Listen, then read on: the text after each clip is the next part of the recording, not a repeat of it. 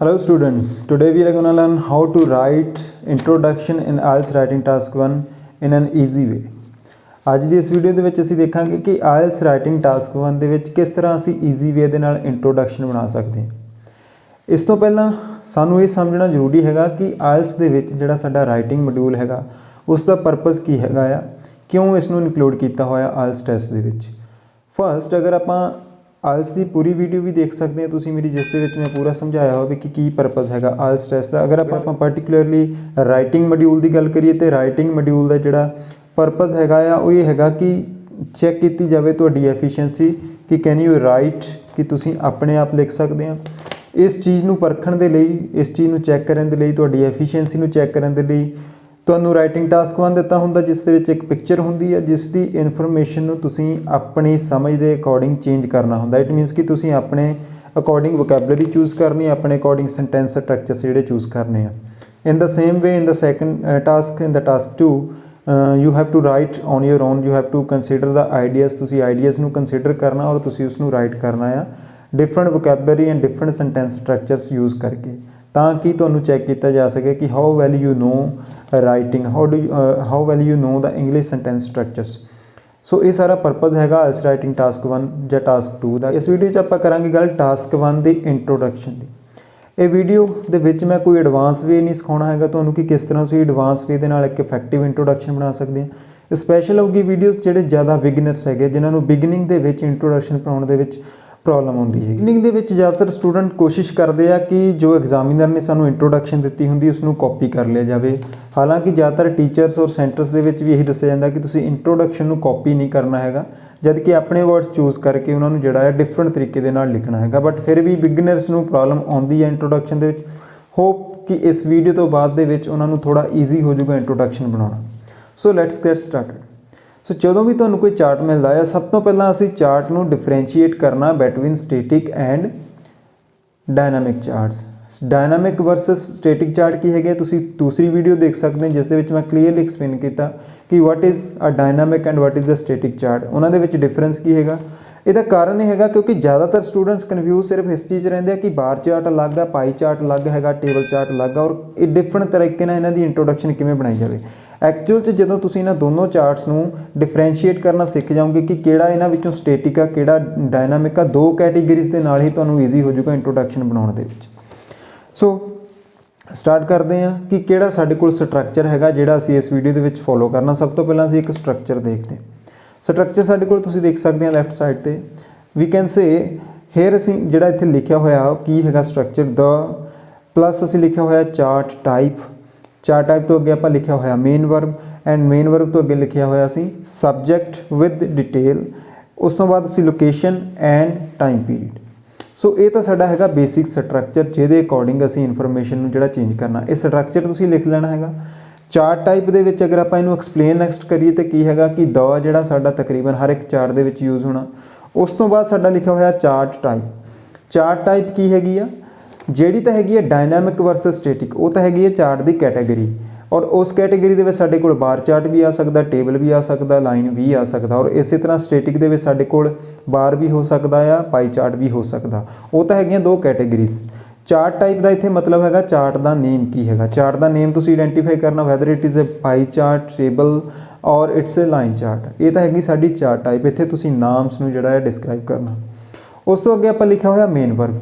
Main verb ਉਹ verb ਹੁੰਦਾ ਜਿਹੜਾ ਐਕਚੁਅਲ 'ਚ ਸਾਨੂੰ ਦੱਸਦਾ ਕਿ ਚਾਰਟ ਸਾਨੂੰ ਕੀ ਸ਼ੋ ਕਰਦਾ ਪਿਆ। ਫੋਰ ਐਗਜ਼ਾਮਪਲ ਕਿ ਨਾਰਮਲੀ ਲਿਖਿਆ ਹੁੰਦਾ ਦ ਚਾਰਟਸ ਬਿਲੋ ਸ਼ੋ, ਚਾਰਟਸ ਸ਼ੋ ਕਰਦੇ ਆ। ਸੋ ਇੱਥੇ ਨਾਰਮਲੀ ਸ਼ੋ ਵਰਡ ਲੱਗਿਆ ਹੁੰਦਾ, ਔਰ ਸ਼ੋ ਦੀ ਜਗ੍ਹਾ ਤੇ ਮੈਂ ਨੀਚੇ ਵਰਡਸ ਜਿਹੜੇ ਤੁਹਾਨੂੰ ਦੇ ਦਿੱਤੇ ਉਹ ਵਰਡਸ ਤੁਸੀਂ ਯੂਜ਼ ਕਰ ਸਕਦੇ ਇਹਨਾਂ ਵਿੱਚੋਂ ਕੋਈ ਵੀ। ਨੈਕਸਟ ਆਪਾਂ ਲਿਖਿਆ ਹੋਇਆ subject with detail. Subject actually ਕੀ ਹੁੰਦਾ, ਸਬਜੈਕਟ ਉਹ ਚੀਜ਼ ਹੁੰਦੀ ਹੈ ਜਿਸ ਦੇ ਬਾਰੇ ਤੁਹਾਡਾ ਚਾਰਟ ਹੋਵੇ। ਜੋ ਵੀ ਇਨਫੋਰਮੇਸ਼ਨ ਤੁਹਾਨੂੰ ਚਾਰਟ ਦੇ ਵਿੱਚ ਦਿੱਤੀ ਹੋਵੇ ਉਹ ਸਾਡਾ ਮੇਨ ਸਬਜੈਕਟ ਹੁੰਦਾ। ਫੋਰ ਐਗਜ਼ਾਮਪਲ ਤੁਹਾਨੂੰ ਸੇਲ ਦੇ ਦਿੱਤੀ ਕਿਸੇ ਚੀਜ਼ ਦੀ, ਤੁਹਾਨੂੰ ਕਿਸੇ ਚੀਜ਼ ਦੇ ਉੱਤੇ ਐਕਸਪੈਂਡੀਚਰ ਦੇ ਦਿੱਤਾ, ਤੁਹਾਨੂੰ ਕਿਸੇ ਚੀਜ਼ ਦੀ ਕੰਜ਼ੰਪਸ਼ਨ ਦਿੱਤੀ ਜਾ ਸਕਦੀ ਹੈ ਕਿ ਕੋਈ ਚੀਜ਼ ਕਿੰਨੀ ਖਾਧੀ ਜਾ ਰਹੀ ਹੈ। ਇਹ ਸਾਡੇ ਜਿਹੜੇ ਆ ਚਾਰਟ ਹੁੰਦੇ ਆ ਜਿਸ ਦੇ ਉੱਤੇ ਸਾਡਾ ਚਾਰਟ ਬੇਸਡ ਹੁੰਦਾ। उस तो अगे लोकेशन बड़ी कॉमन चीज़ है कि किसी कंट्री का डाटा, किसी स्टेट का डाटा, वो साडी location and after that time period is very important because यही चीज़ हैगी जी डिसाइड करती है कि चार्ट डायनामिक आ जां स्टैटिक आ। डायनामिक वैरसस स्टैटिक समझने के लिए सिर्फ इन्ना इंपॉर्टेंस हैगी आ कि डायनामिक की इंट्रोडक्शन तकरीबन हर एक चार्ट की सेम बननी है, टाइप चाहे कोई भी होवे उहदी। स्टैटिक चार्ट की इन्फॉर्मेशन तकरीबन हर वे दे विच सेम बननी हैगी। सो वोकैबलरी आपां लिख दी जी कॉमन तुसीं फ्रेजेस दे स्ट्रक्चर दे विच यूज़ करने हैगे और इन्हूं तुसीं नोट कर सकते हैं। इस तो अगे हुण आपां देखते हैं कि जदों असीं इन्फॉर्मेशन नूं सिलैक्ट करना आ वो आपां किवें करना हैगा। स्ट्रक्चर के अकॉर्डिंग एक इंट्रोडक्शन लैंदे एग्जाम्पल के तौर पर। एग्जाम्पल कि साडे कोल इंट्रोडक्शन हैगी आ the charts below show agriculture production in 2 different regions of a country. इत्थे सानूं की दिता होया कि एग्रीकल्चर की प्रोडक्शन दी हुई है और प्रोडक्शन कित्थे दी हुई है 2 रीजनस मीनस कि 2 एरिया हो गए और कंट्री किहड़ी है भी सानूं स्पैसीफिक नहीं हैगा। सो फस्ट इंपॉर्टेंट जिहड़ी चीज़ हैगी कि जदों भी तुहानूं चार्ट मिलदा है कभी भी इंट्रोडक्शन नूं देख के इंट्रोडक्शन बनाउणी शुरू नहीं करनी, क्योंकि जिहड़ी इंट्रोडक्शन हुंदी है मोस्टली सानूं क्लीयर इन्फॉर्मेशन नहीं दिंदी चार्ट के बारे। इस करके नीचे जाना चार्ट दे विच असीं इन्फॉर्मेशन सिलैक्ट करनी है, इंपॉर्टेंट इन्फॉर्मेशन जिहड़ी असीं इनकलूड कर सकते हैं इंट्रोडक्शन दे विच, क्योंकि इंट्रोडक्शन च जिन्नी वधिया तुसीं जिन्नी ज़्यादा डिटेल दे सकते हैं क्लीयरली एग्जामिनर नूं दस सकते हो उन्ना ही तुहाडे लई बेनीफिशियल होगा और इंट्रोडक्शन इफैक्टिव भी लगूगी। चार्ट दे विच तुसीं देख सकते हैं कि नीचे अगर आपां जाइए तो साडे कोल 2 पाई चार्ट आ। उपर सानूं दस्सिया होया the charts below show. First number पर आपां आइडेंटिफाई करना chart type according to structure. Chart साडे कोल किहड़े आ पाई चार्ट है। सो साडे कोल चार्ट की टाइप आ गई है पाई चार्ट। नैक्सट लिखा होया वर्ड बिलो वर्ड्स आपां हमेशा अवॉइड करना क्योंकि बिलो का मीनिंग होंदा नीचे सानूं एग्जामिनर वालों चार्ट मिलिया बट असीं चार्ट जिहड़ा नीचे उसनूं नहीं दे रहे हैं। सो इसनूं तुसीं अवॉइड कर देना, कट देना है।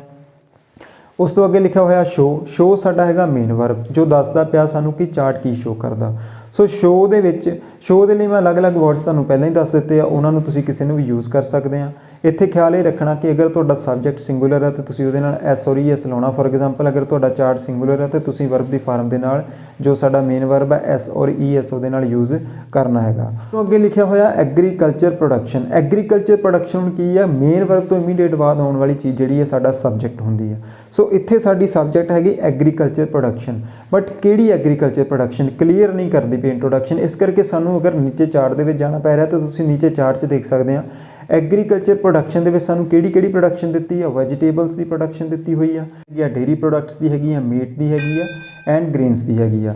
सो ये तो साडी हो गई है सानूं डिटेल जिहड़ी एक्सट्रा इन्फॉर्मेशन नीचे चार्ट ने दे दी हैगी है। और ये प्रोडक्शन काहदे विच दित्ती हुई है, कैलीब्रेशन की है, इसकी यूनिट की हैगी है परसेंटेज दे विच सानूं दित्ती हुई है। सो ये साडी इंपॉर्टेंट इन्फॉर्मेशन है जिन्होंने आपां अलग पहलां कढ लेना हैगा। इस तो नैक्सट आपां देखना हैगा लोकेशन। हुण लोकेशन सानूं दित्ती है, इंट्रोडक्शन कह रही है कि 2 डिफरेंट रीजनस। इट मीनस की है कि 2 डिफरेंट रीजनस किहड़े नीचे उपर नहीं पता लगता बट जो नीचे जाते तो नीचे लिखा हुआ ईस्टर्न एंड वैसटर्न। सो इन्हों आपां जिहड़ा यूज़ करना हैगा अपनी इंट्रोडक्शन दे विच। अगे आपां फिर देखिए वो 2 रीजनस किस कंट्री दे आ, 2 रीजनस किसी एक कंट्री दे, वो किहड़ी कंट्री नहीं पता।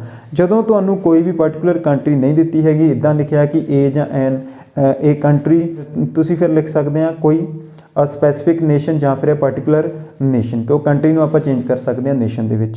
सो इस तो अगे सानूं कोई भी टाइम पीरियड नहीं दिता होया। जदों कोई टाइम पीरियड नहीं दिता हैगा उदों साडा चार्ट जिहड़ा इत्थे कोई भी चेंजेस शो नहीं कर सकता। जदों चेंजेस शो नहीं करता चार्ट साडा होगा static. It मीनस it's a static chart. Static charts कदे भी तुहानूं चेंजेस शो नहीं करूगा, हमेशा कंपेयर करने के लिए इन्फॉर्मेशन दूगा जिहदे विच तुसीं high low highest lowest maximum minimum दस के जिहड़े चार्ट नूं भी लिखना हुंदा। सो असीं इन्फॉर्मेशन कलैक्ट कर ली है। हुण इन्हां नूं थोड़ा चेंज करिए, आपां वर्ड्स नूं चेंज करिए क्योंकि आपां की रिपीट भी नहीं करना हैगा, कॉपी भी नहीं करना हैगा। क्वेश्चन बनाउंदा एक बारी आपां पूरा पढ़ लईए। The 2 pie charts depict or reveal the yield of vegetables, dairy products, meat and grains in the western and eastern part of a specific nation. So introduction साडी जिहड़ी है चेंज हो चुकी है। स्टैटिक चार्ट्स दे विच तुहानूं इन्फॉर्मेशन कंपेयर करन दित्ती हुंदी। सो reveal और depict की जगह ते इत्थे सब तो इंपॉर्टेंट वर्ड कंपेयर ज़्यादा वधिया यूज़ हो सकता है। सो कंपेयर वर्ड भी इत्थे तुसीं यूज़ कर सकते हैं। सो नैक्सट आप एक होर एग्जाम्पल लेंगे। डायनामिक चार्ट्स किहड़े चार्ट्स जिहड़े सानूं चेंजेस शो करते हैं over A time of period. किसी टाइम पीरियड दे विच सानूं चेंजेस शो करने नूं दित्ते हुंदे आ किसी चीज़ दे विच। सो इत्थे आपां एग्जाम्पल लैंदे पहलां की हैगा साडे कोल chart. The chart below shows financial history of Khalsa Aid an NGO, ਇਹ ਸਾਡੀ ਹੈਗੀ ਇੰਟਰੋਡਕਸ਼ਨ।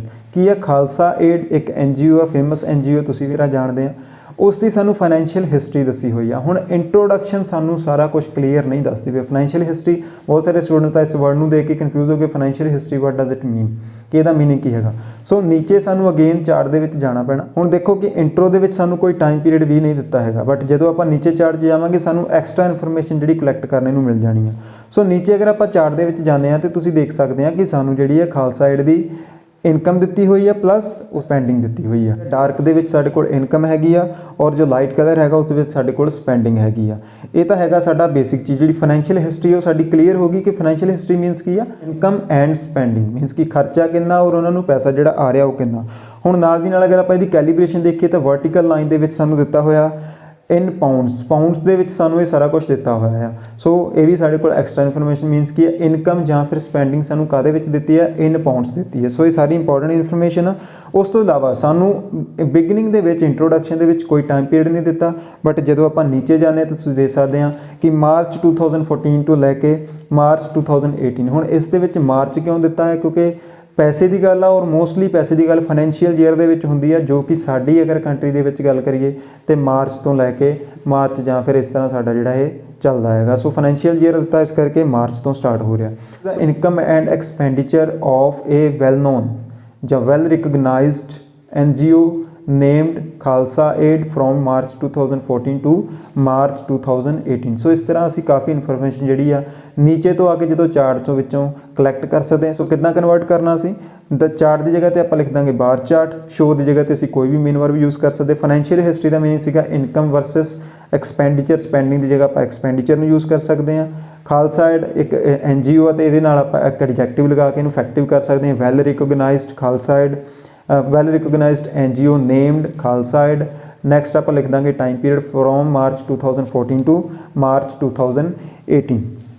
ਸੋ ਹੁਣ ਕਿੱਦਾਂ ਇੰਟਰੋਡਕਸ਼ਨ ਬਣ ਸਕਦੀ ਸਾਡੀ, the bar chart depicts the income and expenditure, bracket 'ਚ ਤੁਸੀਂ ਦੱਸ ਦੇਣਾ ਇਨ ਪਾਊਂਡਸ of a well recognized NGO named or called Khalsa Aid from March 2014 to March 2018। ਸੋ ਇਹ ਹੈਗਾ ਬੇਸਿਕ ਤਰੀਕਾ ਇੰਟਰੋਡਕਸ਼ਨ ਬਣਾਉਣ ਦਾ। ਇਸ ਦੇ ਵਿੱਚ ਕੁਝ ਜ਼ਿਆਦਾ ਚੇਂਜਸ ਆਪਾਂ ਨਹੀਂ ਕੀਤੇ ਹੈਗੇ, ਹਾਲਾਂਕਿ ਇੱਥੇ ਵਰਡ ਤੁਸੀਂ ਚੇਂਜਸ ਵੀ ਯੂਜ਼ ਕਰ ਸਕਦੇ ਹੋ ਕਿਉਂਕਿ ਡਾਇਨਾਮਿਕ ਚਾਰਟਸ ਦੇ ਵਿੱਚ ਮੋਸਟਲੀ ਚੇਂਜਸ ਸ਼ੋ ਕੀਤੇ ਹੁੰਦੇ। ਔਰ ਕਾਮਨ ਵੇ ਆ ਕਿ ਅਗਰ ਤੁਹਾਨੂੰ ਡਾਇਨਾਮਿਕ ਐਂਡ ਸਟੈਟਿਕ ਪਛਾਣਨਾ ਆ ਗਿਆ ਤੇ ਤੁਸੀਂ ਕਾਮਨ ਚੇਂਜਸ ਵਰਡ ਉੱਥੇ ਯੂਜ਼ ਕਰ ਸਕਦੇ। For example the bar chart shows the changes in the income and expenditure, bracket ਦੇ ਵਿੱਚ ਦੱਸ ਦੇਣਾ in pounds of a well recognized NGO named Khalsa Aid from March 2014 to March 2018। ਸੋ ਇਹ ਸੀਗਾ ਸਾਡਾ ਇੱਕ ਬੇਸਿਕ ਤਰੀਕਾ ਜਿਹਦੇ ਨਾਲ ਬਿਗਨਰਸ ਨੂੰ ਮੈਨੂੰ ਲੱਗਦਾ ਕਿ ਬਹੁਤ ਜ਼ਿਆਦਾ ਹੈਲਪ ਮਿਲ ਸਕਦੀ ਹੈ ਕਿ ਕਿਸ ਤਰ੍ਹਾਂ ਤੁਸੀਂ ਇੰਟਰੋਡਕਸ਼ਨ ਬਣਾਉਣੀ ਆ। ਅਗੇਨ ਇੱਕ ਵਾਰੀ ਆਪਾਂ ਦੇਖ ਸਕਦੇ ਸਟਰਕਚਰ ਨੂੰ ਫੋਲੋ ਕਰਨਾ ਆ, ਸਬਜੈਕਟ ਲੱਭਣਾ ਬਹੁਤ ਇੰਪੋਰਟੈਂਟ ਹੁੰਦਾ, ਸਬਜੈਕਟ ਨੂੰ ਜ਼ਰੂਰ ਲੱਭਣਾ ਇੰਟਰੋਡਕਸ਼ਨ ਬਣਾਉਣ ਲੱਗੇ, ਔਰ ਇਸ ਦੇ ਨਾਲ ਬਿਗਨਰਸ ਨੂੰ ਜਿਹੜੀ ਕਾਫੀ ਹੈਲਪ ਮਿਲ ਸਕਦੀ ਆ।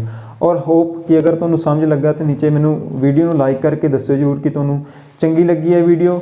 ਇਸ ਤੋਂ ਅੱਗੇ ਐਡਵਾਂਸ ਸਟੂਡੈਂਟਸ ਦੇ ਲਈ ਵੀਡੀਓ ਲੈ ਕੇ ਆਉਂਗਾ ਕਿਉਂਕਿ ਇਹ ਤਾਂ ਬੇਸਿਕ ਤਰੀਕਾ ਆ, ਇਸ ਦੇ ਨਾਲ ਤੁਹਾਡਾ ਸਕੋਰ ਜਿਹੜਾ ਇੰਨਾ ਅਪ ਨਹੀਂ ਜਾਣਾ, ਬਟ ਤੁਸੀਂ ਲਰਨ ਕਰ ਸਕਦੇ ਆ, ਸਿੱਖ ਸਕਦੇ ਕਿ ਕਿਸ ਤਰ੍ਹਾਂ ਇੰਟਰੋ ਬਣਾਉਣੀ। ਔਰ ਜਦੋਂ ਤੁਹਾਨੂੰ ਬੇਸਿਕ ਵੇ ਆ ਜਾਂਦਾ ਤੁਸੀਂ ਐਡਵਾਂਸ ਤਰੀਕੇ ਵੀ ਸਿੱਖ ਸਕਦੇ ਹੋ। ਔਰ ਨੈਕਸਟ ਵੀਡੀਓਜ਼ ਦੇ ਵਿੱਚ ਐਡਵਾਂਸ ਵੇ ਲੈ ਕੇ ਆਉਂਗਾ ਕਿਸ ਤਰ੍ਹਾਂ ਟੋਟਲੀ ਇਨਫੋਰਮੇਸ਼ਨ ਨੂੰ ਅਸੀਂ ਚੇਂਜ ਕਰ ਸਕਦੇ ਹਾਂ। ਇਸ ਦੇ ਵਿੱਚ ਸਿਰਫ ਆਪਾਂ ਸੈਂਟੈਂਸ ਸਟਰਕਚਰ ਨੂੰ ਚੇਂਜ ਨਹੀਂ ਕੀਤਾ, ਸਿਰਫ ਵਰਡਸ ਨੂੰ ਕੁਛ ਨੂੰ ਚੇਂਜ ਕੀਤਾ ਔਰ ਉਹਦੇ ਅਕੋਰਡਿੰਗ ਅਸੀਂ ਇੱਕ ਸਟਰਕਚਰ ਦੱਸਿਆ ਤੁਹਾਨੂੰ। ਨੈਕਸਟ ਵੀਡੀਓ 'ਚ ਐਡਵਾਂਸ ਵੇ ਸਿੱਖਾਂਗੇ ਕਿਸ ਤਰ੍ਹਾਂ ਅਸੀਂ ਸੈਂਟੈਂਸ ਸਟਰਕਚਰ ਚੇਂਜ ਕਰਨਾ, ਕਿਸ ਤਰ੍ਹਾਂ ਅਸੀਂ ਪੂਰੀ ਫਾਰਮੇਸ਼ਨ ਨੂੰ ਹੀ ਚੇਂਜ ਕਰਨਾ ਹੈ। ਸੋ ਅਗਰ ਵੀਡੀਓ ਪਸੰਦ ਹੈ ਤਾਂ ਵੀਡੀਓ ਨੂੰ ਲਾਈਕ ਜ਼ਰੂਰ ਕਰ ਦਿਓ, ਸ਼ੇਅਰ ਜ਼ਰੂਰ ਕਰ ਦਿਓ, ਔਰ ਇੰਪੋਰਟੈਂਟ ਥਿੰਗ ਕਿ ਚੈਨਲ ਨੂੰ ਸਬਸਕ੍ਰਾਈਬ ਕਰਨਾ ਨਾ ਭੁੱਲਣਾ।